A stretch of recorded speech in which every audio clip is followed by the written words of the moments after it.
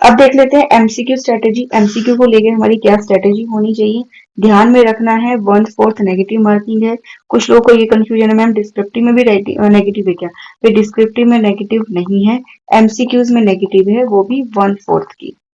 यानी अगर 4 क्वेश्चंस आपने गलत कर दिए तो एक क्वेश्चन आपका नेगेटिव हो जाएगा। इन टोटल आपके 5 नंबर जो है कट हो जाएंगे 4 क्वेश्चन गलत होते ही। ठीक है, चलिए राउंड 1 में हम क्या करेंगे, अटेम्प्ट श्योर क्वेश्चन। सबसे पहले जिन पे हम 100% श्योर हैं कि भाई ये तो नंबर कट ही नहीं सकते, मेरे को तो इतना अच्छे से आता है टॉपिक, वो वाले क्वेश्चंस करेंगे। सेकंड राउंड में हम देखेंगे जो क्वेश्चन हमने छोड़ दिए थे, अब उनमें से जहां हम लॉजिकल एलिमिनेशन कर सकते हैं, जहां थोड़ा सा टाइम लगेगा। ठीक है, कि हो सकता है 2 क्वेश्चन एलिमिनेट हो रहे हो वैसे ही, 2 बच गए, उस 2 में से आपको चूज करना है, तो वहां थोड़ा सा दिमाग लगा के आप चूज कर सकते हो। ठीक है, तो ये 2 ही राउंड करने हैं आपको। थर्ड चीज पे आपको ध्यान नहीं देना, ब्लाइंड गैस नहीं करना। ये सोचा कि चलो थर्ड राउंड में गैस करेंगे, गैस बिल्कुल नहीं करना।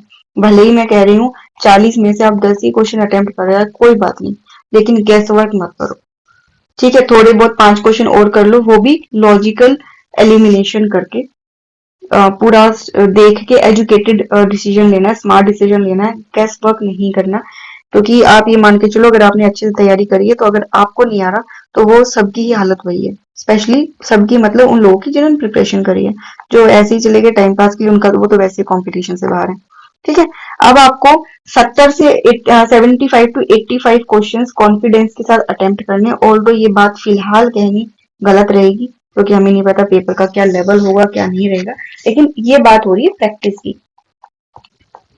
प्रैक्टिस के टाइम आपका ये फोकस होना चाहिए कि अगर आपने 100 क्वेश्चन, इसको परसेंटेज में कन्वर्ट कर लेना। ठीक है, अगर आपने 100 क्वेश्चन किए हैं तो 75 टू 85 क्वेश्चंस एमसीक्यूज, इतना आप कॉन्फिडेंटली आप अटेम्प्ट कर पा रहे हो। इस तरीके से आपको अपनी प्रैक्टिस करनी है।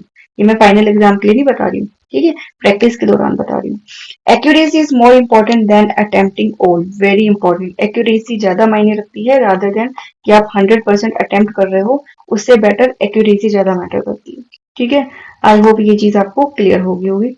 आगे टॉपिक देख लेते हैं।